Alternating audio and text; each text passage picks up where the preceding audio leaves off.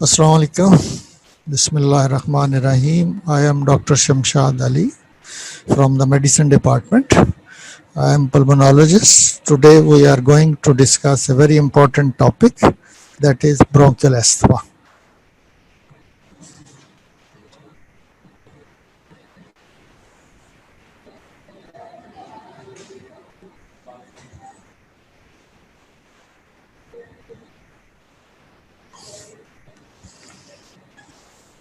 इससे मूव नहीं कर रहा ये, अब हो गया. So what is bronchial asthma? It is a chronic inflammatory disorder of the airways. Asthma is a disease of airways of the lung. It doesn't affect lung parenchyma, but in initial stages. But chronic asthma can affect the lung parenchyma. But so the definition is chronic inflammatory disorder of the airways with recurrent exacerbation contributing to airway hyperresponsiveness, airflow limitation, and there are some respiratory symptoms. Now, this airway inflammation of the respiratory passages leads to airway hyperresponsiveness. That the airways of these patients are more responsive to the certain antigens, which is not affecting other parts, other people. So when they are hyper-responsive, there is inflammation, there is edema, there is narrowing. So this narrowing of the airway leads to airflow limitation. That air cannot flow normally because the caliber of the airways is reduced, and patient develops certain respiratory symptoms. Now we will discuss. Asthma is a very common disease. Up to 300 million people in the world, these suffer from asthma. And unfortunately, from the last 10 years, the graph is going up and up. The disease is increasing gradually, and there is no downfall or there is no regression in the disease. So 30 million people at present suffer from bronchial asthma. In some countries, asthmatic population is about 30% of the children. They are having bronchial asthma. In Pakistan, we don't have any definite data, but it is estimated that 10 to 15% of our children are suffering from bronchial asthma, while in adults, the incidence is.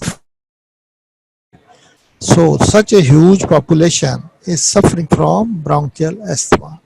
Asthma proves fatal, and are about 1.8 million deaths every year occurs due to bronchial asthma. So this is the importance of disease. The 300 suffer from 300 people, 300 million people, they suffer from bronchial asthma.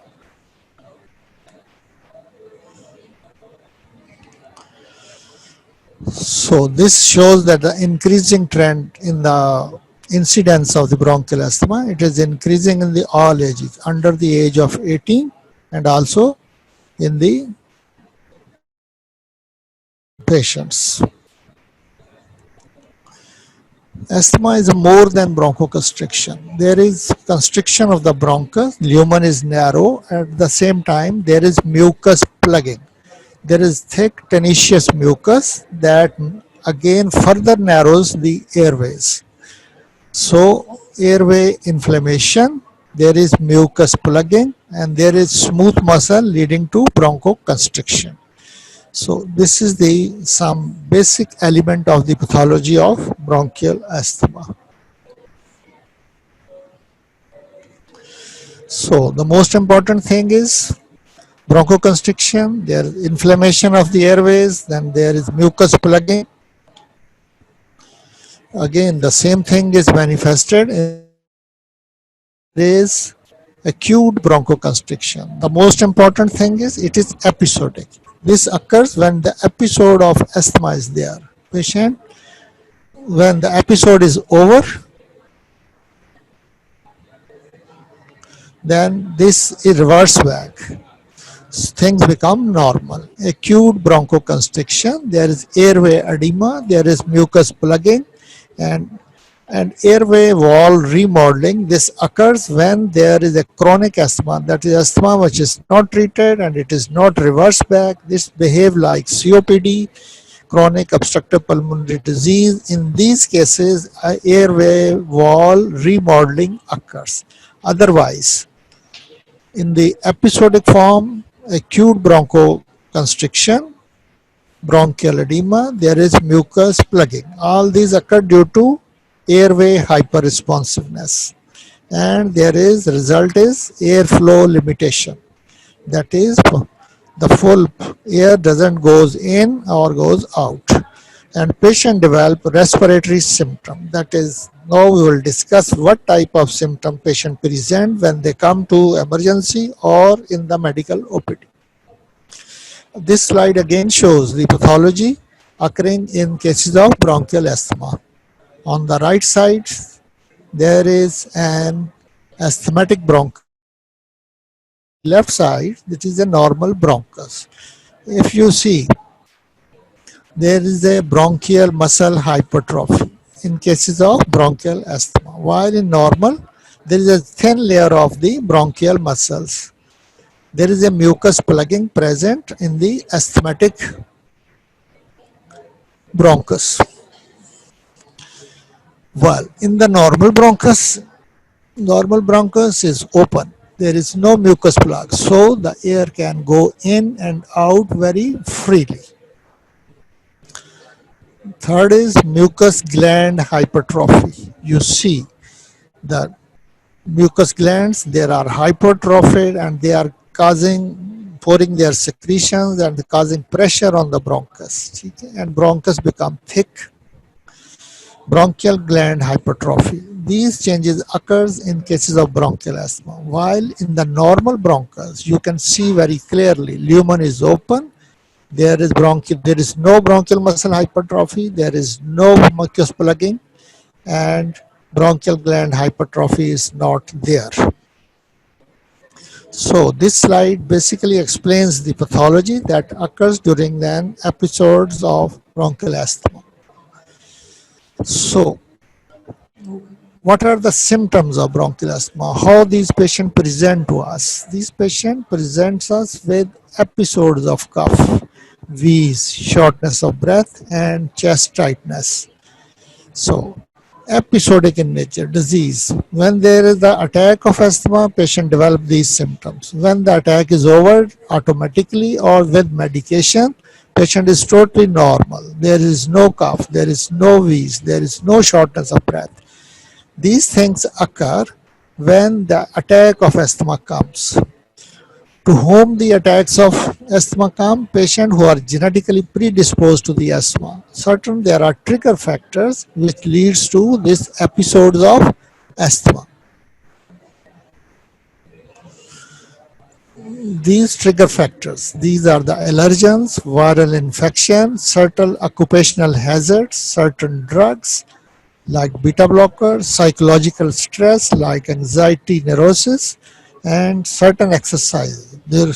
And particularly during exercise during the cold weather. This cold air goes in our bronchial passages and causes bronchoconstriction. When certain drugs like beta blockers, certain patients or AC inhibitors, patient takes these drugs, then the cough starts. Certain occupation, for example, patient industry, patient who was working as a sweepers using detergents, and certain viral infection can also lead to attacks of bronchial asthma.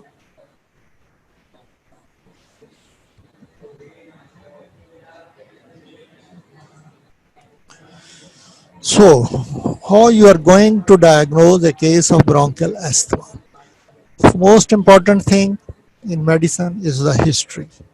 These patients are usually young. They usually give history that they get such type of attacks of cough, shortness of breath, wheeze, that is whistling sound coming from the chest in the form of episodes. Usually, family history of asthma is present, some brother or other sibling in the family, mother, or they may be mother, parents, or some first cousin, they are suffering from bronchial asthma. So, and there is also history of nighttime symptoms, history of allergy, history to dust, history to home allergens, house dust mites, history to certain food is also available. And when this occurs, patient develops asthma. So history in cases of bronchial asthma is very important. And patient also gives history that when the asthmatic attack is over, patient become all right. And there is initially there is a gap of sometimes few months and sometimes few years between the attacks of the asthma. Second thing, when the patient comes to you with these symptoms, you can confirm the diagnosis by peak expiratory flow rate monitoring. There is a simple gadget that is called peak flow meter. Patient blows in the morning, and also we instruct the patient to blow with full inspiration, blow as hard as can in the meter. If you blow a candle, that same procedure is done in the, and he blow in the peak flow internal variation more than 20% in cases of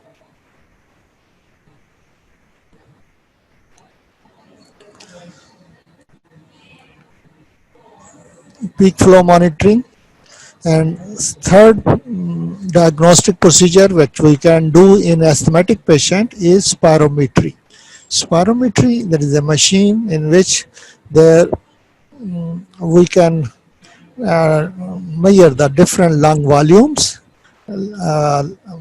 different lung parameters like FEV1, forced expiratory volume in 1 second, forced vital capacity, and peak expiratory flow rate. And in this machine, this gave us, and we do this spirometry before distance spirometrist and after like salbutamol, and then we repeat spirometry after the 15 to 20 minutes.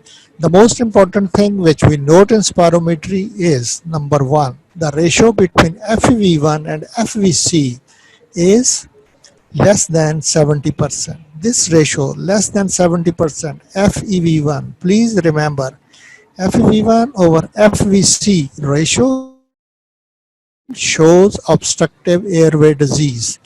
It may be asthma, it may be COPD. So in asthmatic, the FEV1 FVC ratio will be less.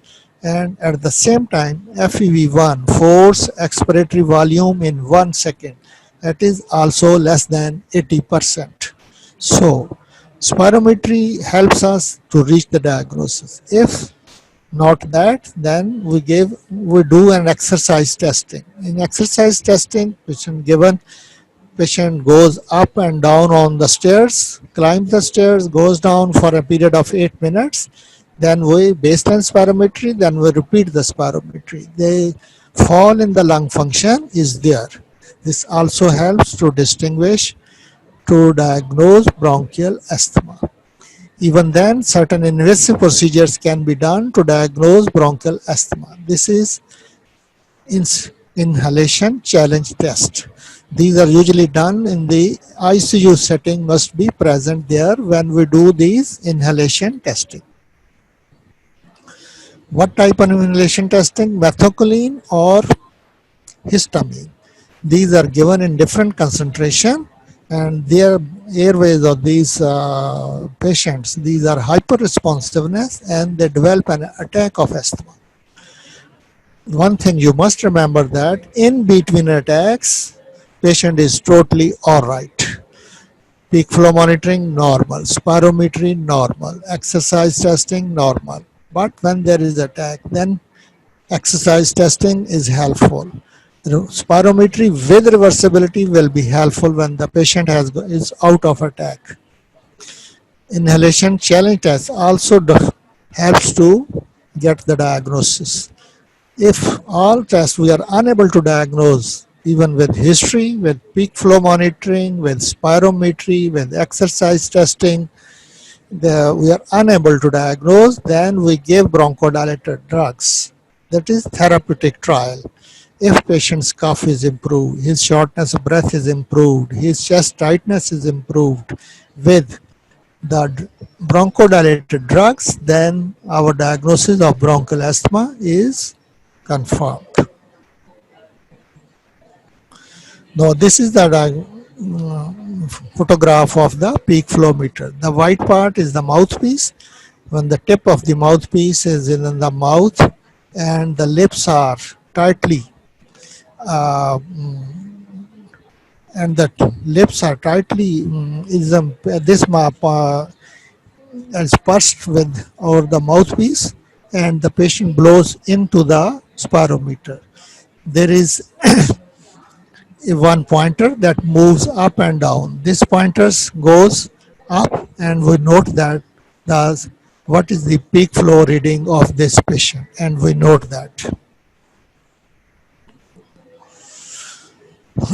Peak flow monitoring is done early in the morning and late in the night, and it is graphically represented in the and it is noted and in the file of the patient, and we see that diurnal variation is how much in this case. It also gives information about our treatment, that our treatment is effective in this case or not. When there is diurnal variation is less, then it means, and patient is on treatment of bronchial asthma, it means that our treatment is effective and patient is improving. This is the flow volume loop, airflow pattern. FEV1 is very much reduced in cases. This is the yellow line. Orange line is shows FEV1, force expiratory volume in 1 second. It is only 42%. While in a normal person, in 1 second he can blow out about 80% of the tidal volume. So this graph shows that how the asthmatic curves is presented.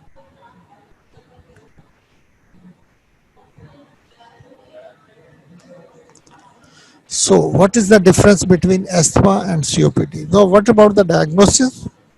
Spirometry gives us the diagnosis FEV1 FVC ratio less than 70%, and there is a marked improvement in cases when we give short acting bronchodilators. There is improvement of the in the FEV1 or forced vital capacity. In asthma there is a recurrent wheeze, while in COPD there is an important differential diagnosis with asthma is COPD. First of all, if we go back to the history, asthmatic young people, COPD develops after the age of 35, while mostly there is a history of recurrent wheeze in cases of bronchial asthma, while in COPD symptoms are present throughout the year. All the time symptoms are present. Patient age is more than 35. He is usually smoker, and symptoms are become worse when he do some exercise or moves. While in asthma there are nighttime symptoms, while in cases of COPD chronic symptoms there is a history of sputum production. In bronchial asthma there is history of wheeze, cough, and it is episodic in nature. In cases of COPD, symptoms are always there. In cases of in winter season, or these become worse, but patient is never symptom free. So the major difference between asthma and COPD: asthma is episodic in nature, while COPD, it is a continuous symptom. When develops, its patient sign symptom and its spirometry never come to the baseline. While in cases of asthma, when the asthma attack is over, spirometry is totally normal. So in cases of COPD, dyspnea worse on exercise or after respiratory infections. In cases of asthma, wheeze, chest tightness, cough, mostly dry cough occur after exposure to the certain allergens to which patient is allergic. Then these symptoms develop. So, while in cases of COPD, patients are usually smokers and it is the tobacco smoke which is causing the problem. Where in cases of asthma, and these are the different type of allergens. When these goes into the respiratory passages, these causes bronchoconstriction, inflammation of the respiratory passages, mucus plugging, and ultimately leading to bronchial gland hypertrophy and narrowing of the airways. So, what are the clinical features of asthma and COPD? I will repeat again. Smoker. COPD, nearly 80% of the COPDs are smoker. Asthma, they may be or may not be. There are possibility that the asthmatic patient is a smoker or may not be. In CO symptom, less than 35 year of age, COPD doesn't develop before the age of 35. Most of the patients are age of 40 and above, while it is very common. Most of the asthmatics are below the age of 35. Chronic productive cough. This is very common in cases of COPD, but it is uncommon in cases of bronchial asthma. There is a dry cough, and this cough occurs only at the time of attacks. Breathlessness. Breathlessness in cases of COPD is persistent, it is progressive, and it increases every year. But breathlessness is variable and it is only present during the time of attacks. Nighttime awakening due to breathlessness and wheeze. It is not present in cases of COPD, but it is very common in cases of asthma. Significant diurnal variation is common in cases of bronchial asthma. So these are the brief differences between asthma and COPD, because similarities and the differences between asthma and COPD, because the both diseases are obstructive airway disease. In both cases, in spirometry, FEV1 FVC ratio is less than 70%. So both are obstructive airway disease. But these are the differences which we become clear when we take history, we examine the patient that this is COPD or asthma. Again repeat, asthmatic COPDs are smoker, asthmatics are very rarely smokers. Symptoms in COPD, they are patient's age is more than 35. Asthmatics are usually young. Chronic productive cough is very much common in cases of COPD, but it is uncommon in cases of asthma. Breathlessness is variable. Nighttime awakening due to breathlessness, cough or wheeze is very much common in cases of asthma, but it is rare in cases of, well, it's very uncommon in cases of COPD. There is no diurnal variation in COPD, but there is clear-cut diurnal variation in symptoms in cases of bronchial asthma.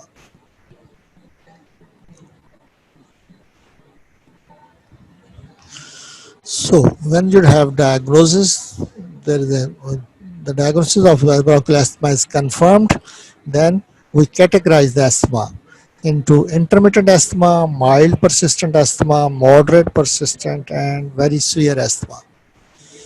What is mild intermittent asthma? If the symptoms comes up after 2 weeks, 3 weeks, once in a month, and the exacerbation is very brief, nighttime attacks are less than twice in a month or less than that, FEV1 is 80% or more than 80%, and variability after bronchodilation is less than 20%.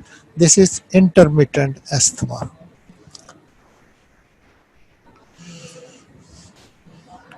So mild persistent asthma. Second category is mild but persistent asthma. This is here the attacks are coming, more attacks. That is, patient develops once in a week or more than that, but not daily. Then it may affect his sleep or daytime activities. His nighttime attacks are more than 2 times. So this is mild persistent asthma. What is moderate persistent asthma? Patient gets daily attacks. Every day there is attacks of asthma. It may affect activity, may affect his sleeps. Nighttime symptoms are also more frequent. FEV1 is 60 to 80% of predicted. Severe persistent asthma, here is the again, every day there are attacks of asthma, frequent limitation in physical activity. Patient cannot move. Patient, when he start his physical activity, patient gets an attack of asthma. Nighttime symptoms are very much frequent. He has to early morning when there is due to circadian rhythm, his steroid body steroid levels are at the lower level. Patient sits up and he gets attack of asthma. So why this is, we have divided this into intermittent, mild, moderate and severe asthma, because treatment depends upon the severity of this attacks. What modes of treatment we are giving to these patients? So asthmatic we are are treated with inhalers, with nebulized therapy or with oral therapy. So there are three types of therapy is available to treat the patients of bronchial asthma. What are these types? Drugs in the form of inhaled therapy, inhalers, and nebulized therapy. Number two is the nebulized drug is given through nebulizers. First is drug is given through inhalers. And third is oral therapy. Drug is given in the form of pills or injections. So this is the different type of gadgets. This is the inhalers. These are called meter dose inhaler, MDIs. And the drug is in the form of powder or it is propelled with gases. And this is present in the canister of this inhalers. When we push the canister, drugs move out. The gas present in it is they push the particles of the drug outside, and particles come with lot of force. About the speed is about 70 kilometers per hour. Such a high speed that the particles comes out. At the same time, patient try to inhale these particles. When he presses, he get deep breath in, and at the same time he presses, and so there is a negative pressure and the particles goes into the respiratory passages. So the drug goes locally to the inflamed bronchial mucosa.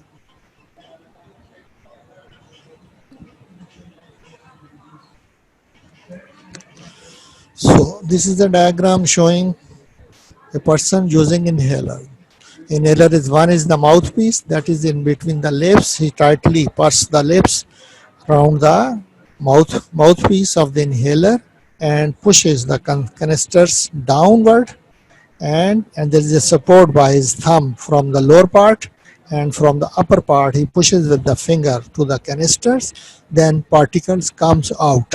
At the same time, patient gets deep breath in. Then both things, pushing the canister and deep breath in, these both things are done simultaneously. Although it is difficult, but we have to teach the patient. When he simultaneously gets the deep breath, then the drugs go into the respiratory passages due to the negative pressure produced by the deep breathing. In this way, the drug is deposited locally in the respiratory passages and it works there. If the patient is child or patient is unable to give the inhalers directly, then we use these spacers. Spacer devices, in the one side of the spacer, inhaler is attached, and the other side is the mouthpiece. We push the inhaler, drugs goes into the chamber of the and it is suspended there. From the mouthpiece, patient gets deep breath in and he hold the breath for 2-3 seconds and then exhale outside the spacer. with 3 breaths like this, the one dose of the inhaler goes into the respiratory passages. This is nebulizer. Here the drug is in the form of liquids, and, and there is an air pressure which propel the which touches the liquid and convert into fumes. These fumes are inhaled by the patients and they goes into the respiratory passages to the inflamed areas of the lung. So what type of drug we are giving through inhalers or with these so there are two type of basic drugs which we are using in cases of bronchial asthma. First drug is called relievers and second are called controllers. What is the difference between relievers and controllers? In relievers, they act very fastly and they relieve the symptoms within 20 minutes. Patient symptoms are relieved. What are these drugs? These are the rapid acting or short acting inhaled beta 2 agonists like salbutamol or terbutaline. Or number two drugs are inhaled anticholinergic, ipratropium bromide. There are short-acting oral beta agonists, salbutamol tablets can be given. These are methylxanthines. These are the 4 drugs which are only relievers, but their effects remain up to a certain period. After that period is the drug is metabolized and again patient develops the bronchoconstriction. So this is an important part of treatment, but it is not the whole treatment of bronchial asthma. I again repeat that there are two type of drugs present patients are using. One is called relievers and second is controller drugs.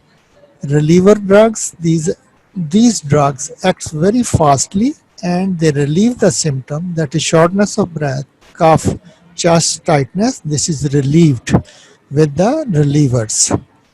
So what type of drugs are relievers? In the pharmacology knowledge you must have, or you will study that the relievers are the rapid acting, short acting inhaled beta agonists, and one is salbutamol, other is terbutaline. With the trade name of salbutamol is the Ventolin inhaler. Patient use that, drugs goes into the respiratory passages and within 10 to 20 minutes spasm is relieved.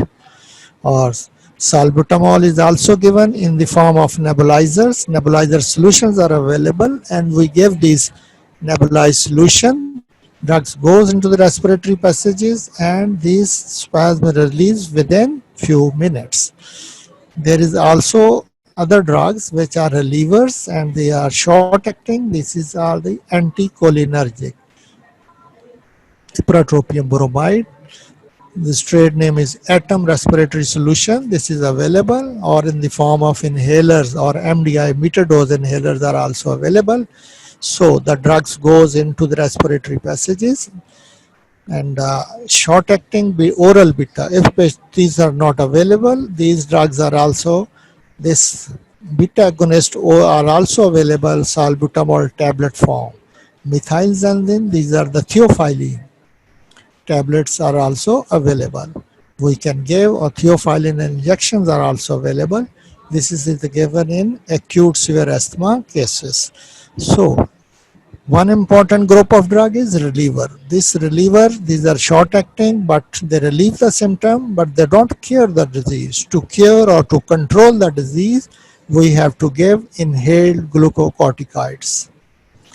Number two, long-acting inhaled beta agonists. These has got anti-inflammatory actions. So inhaled glucocorticoids and long-acting inhaled beta 2 agonists. These are anti-inflammatory. These inhaled, they relieve the symptoms. Long-acting oral beta agonists can also be given. Leukotriene modifiers, montelukast. These mast cell when relieves is degranulate, it release lot of mediators and their antagonists in the form of montelukast is available in the market. These are also be given These are have the controller properties. When we patient and in the last, systemic glucocorticoids. Glucocorticoids, that is steroid in the form of tablets, but these have got lot of side effects. So inhaled glucocorticoids are the drug of choice and the main pillar of treatment in cases of bronchial asthma. Because there is inflammation of the airways, so anti-inflammatory drugs are given to control this inflammation. In the inhaled form, why we are giving, I am stressing why we should give it in the inhaled form, because inhalers, a minimal amount of drug is delivered to the respiratory passages with maximum benefits. If we give the same steroid in the oral form, you have give a larger doses that goes first into the stomach, where it is absorbed, goes to the blood, and it will circulate and goes to the lung. While in inhaled glucocorticoids, in the form of inhalers, when you give the drug, it directly goes to the respiratory passages and act there. So minimal, the dose is in micrograms, while if we give systemic corticosteroid, the minimum dose for an adult is 40 milligram, that is 40,000 micrograms. So this is the difference. And so when you give such a high dose in the form of oral glucocorticoid, there are side effects of the oral glucocorticoid. But inhaler, there are very minimal dose and the maximum effects. Other drugs which are helpful as a controller are the long-acting inhaled beta agonist and long-acting oral beta 2 agonist and montelukast or leukotriene modifiers.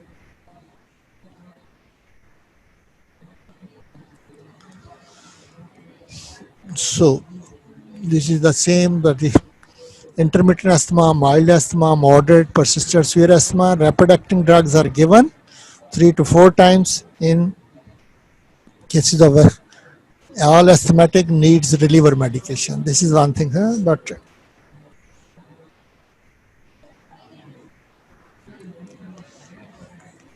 the same stepwise approach, intermittent, mild, moderate, and severe asthma.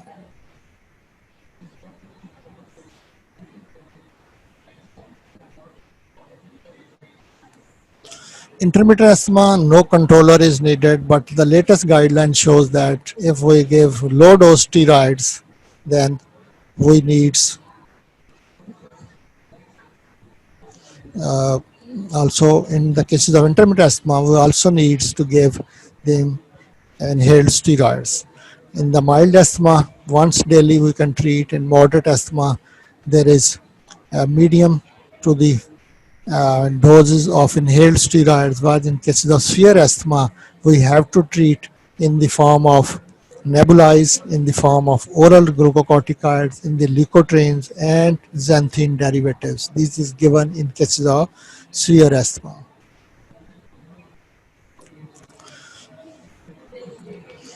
So in the severe asthma, multiple daily controllers are given. In cases of moderate asthma, 2 daily controllers combined, while in the mild persistent asthma, 1 controller is sufficient.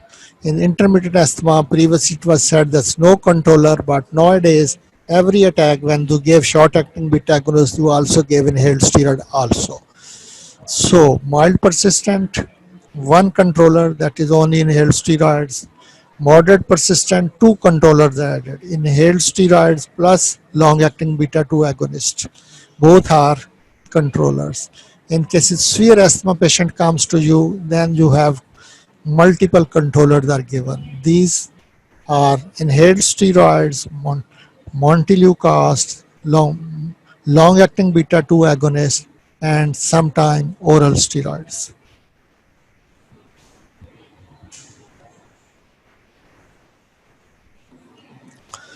So what is our goal to treat these asthmatic cases? Minimal. Ideally, minimal goal is this patient should be symptom free. Or there should be infrequent exacerbations.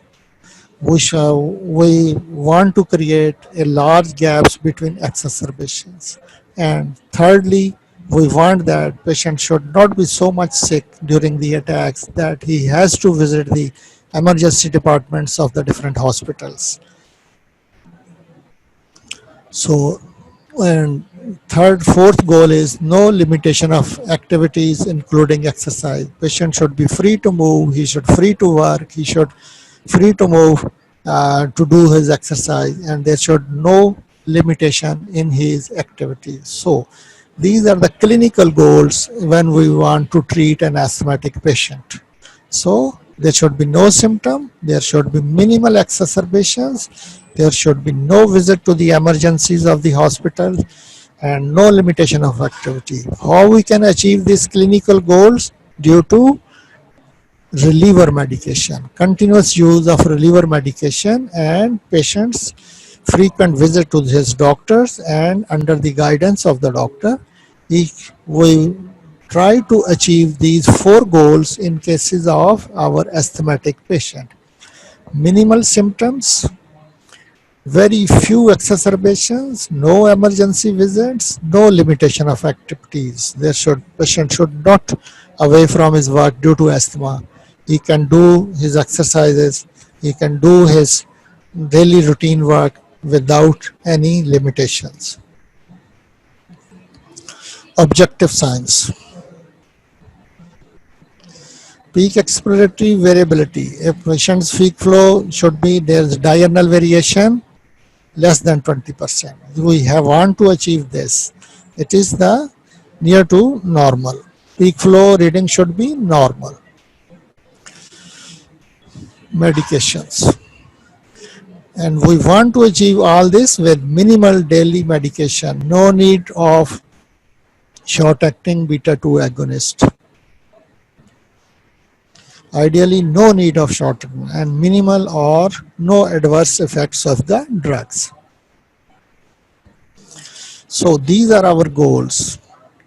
What are the symptomatology? Clinical goals: no symptom, no exacerbation or very few exacerbation, no visit to the hospital emergencies, no limitation of activity. And objective signs: peak flow variability less than 20%, or we achieve the peak flow which is the normal peak flow that should be to this patient according to the age, gender and height and weight. Medication, minimal we want to give we want to get these goals with minimal medication and with minimal adverse effects of the drugs. So usually we have seen that the patients are very much non-compliant with these medications. When then it was noted that why patients are non-compliant and they are not adherent with the treatment. So if there is not adherence with the treatment, then they are not going to improve.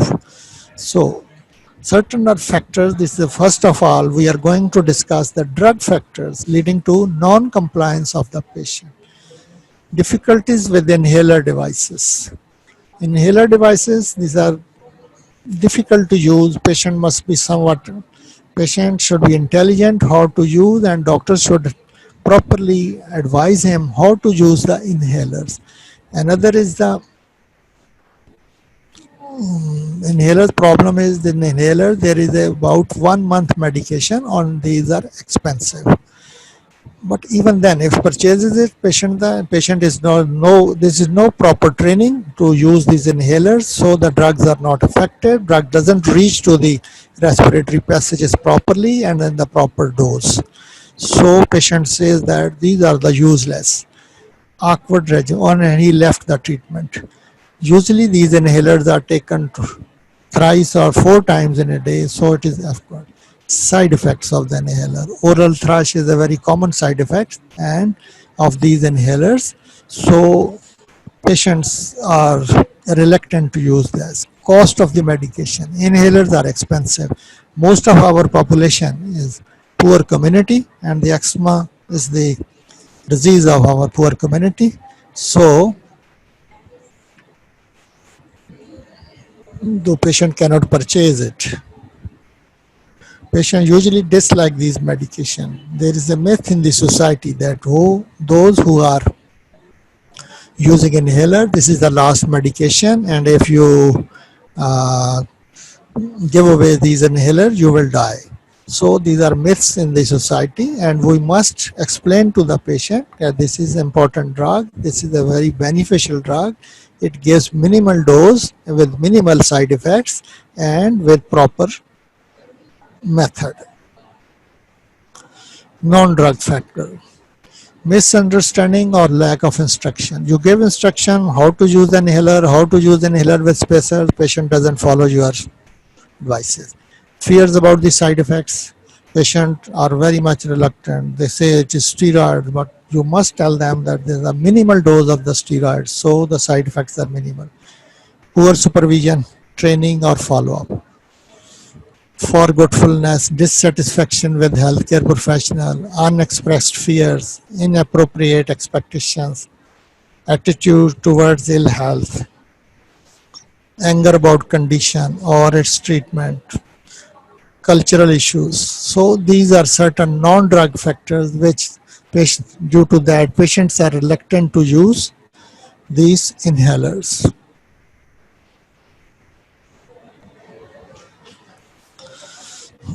At the same time, now we are giving certain special varieties of bronchial asthma. That is called, one is the near fatal asthma, life-threatening asthma, acute severe asthma, moderate asthma exacerbations, and brittle asthma. These are the different types, and these usually present in the medical emergencies, and these are the patients who are not treating the medication, who are not taking their medications. If an acute severe asthma exacerbation comes to you in the hospital, in the emergency department, what are the drugs we are going to use in the emergency to treat these patients? One is oxygen, nebulized short-acting beta agonist. This is the reliever medication we gave in the form of nebulization of the salbutamol. Nebulized short-acting anticholinergic drugs, that is ipratropium bromide. We give IV or oral steroid. If patient improves, good and well. But otherwise, we give IV magnesium sulfate can be given, IV aminophyllines, antibiotic if there is some infection in the lungs, or if even then patients are not improving, he can be shifted to high dependency unit or intensive care units, and very rarely patient goes on the mechanical ventilations. Thank you very much. This is the whole which I am going to try to discuss with you bronchial asthma. I will again summarize that bronchial asthma is a very much important disease, and about 10 to 15% of our children population and 5 to 10% of Pakistani population is suffering from bronchial asthma. It is inflammation of the respiratory passages, and patients usually present with cough, shortness of breath, wheeze, and chest tightness. So when the patient comes, the most important thing is the history. Usually patient gives history of allergies to different medication, dust or fumes or certain foods, and nighttime symptoms and daytime symptoms are also present. And when you auscultate the patient, there is wheeze. And in between attacks, if patient comes, patient is totally normal, chest is normal, normal vesicular breathing, there is no wheeze, but history is there. Then certain diagnostic procedure, if patient's chest and everything is normal, there is bronchial provocation test can be given with methacholine, and patient will develop severe bronchoconstriction, and it will in the lower doses as compared to a normal person. And what are the treatment? Treatment is an inhaled corticosteroid. There are two types of treatments. Number one is reliever, and second is the controller. Controller, there are steroids in the form of inhalers or in nebulized form. Or in the reliever, there is short-acting beta agonist are given to these patients. So if the patient comes to the emergency, here we give IV steroid, oral steroids, and in the form of continuous nebulizations. What are the aim to treat these patients? So patient should be symptom free. There is no limitation of activities. There is very less exacerbations, and the patient can have a normal life. So inhalers is the best type of treatments. And what are there are two type of inhaler. Again, I will explain that is the short acting beta agonist, that is reliever, and the steroid inhalers with maybe alone available and with combination with long acting beta 2 agonist. So thank you very much. I think you will go to your books, you will open your books of the Davidson and read the chapter of bronchial asthma, and I think this will help you to understand this subject. Okay, thank you. Khuda Hafiz.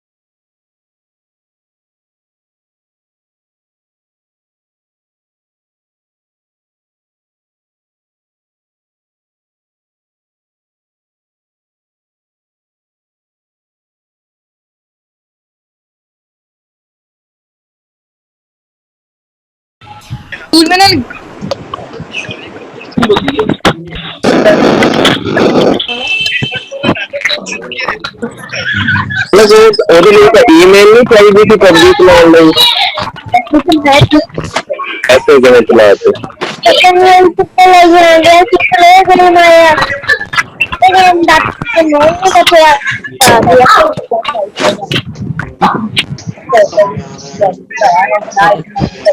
Email मेरे को ला लेनी थी कल खैर हम तो चला ली Facebook में ही नंबर ही नहीं पता कि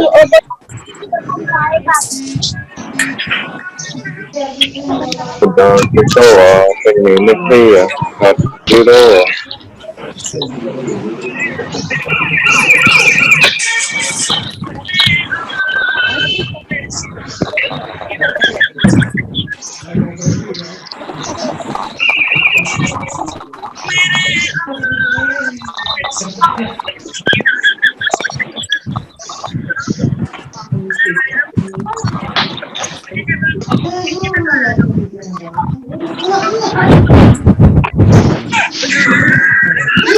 Roko kare bawa mami se shadi